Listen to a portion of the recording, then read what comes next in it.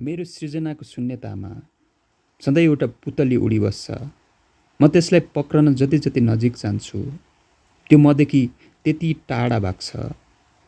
कहिलेकाहीँ त छोइसकेको हुन्छु, तर हरेक चोटि चाहिँ उम्किन्छ फेरि अनि छोडिराख्छ यी औँलाहरूमा आफ्नो पखेटाका केही रङहरू।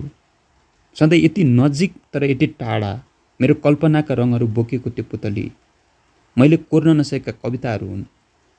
एउटा विचार अङ्कुरित भएर एउटा रचना अव्यक्त हुन खोज्छ, तर सृजनाको उज्यालो कतैबाट नपस्दा मनको अँध्यारोमा कचल्टिरहन्छ अनि म मनको गहिराईमा गोत लगाएर हरेक चोटि चाहिँ रित्तो हात फर्केको हुन्छु।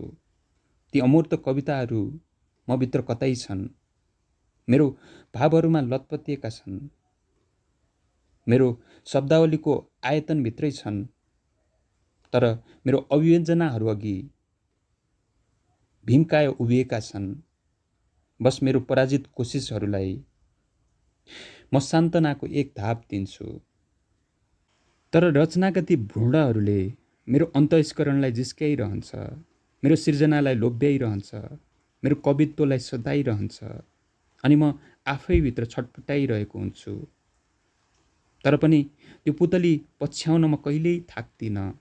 हृदयमा त्यो पुतलीको छाया सुमसुमाइरहन्छु, जसको पखेटा मुटुको ढुकढुकी बनेर फटफटिन्छ। यसरी आफैभित्रको त्यो पुतली कहिल्यै फक्रिन सक्दिन। बस मेरो संवेदनाका उचाइहरूमा उडिबस्छ उडिबस्छ।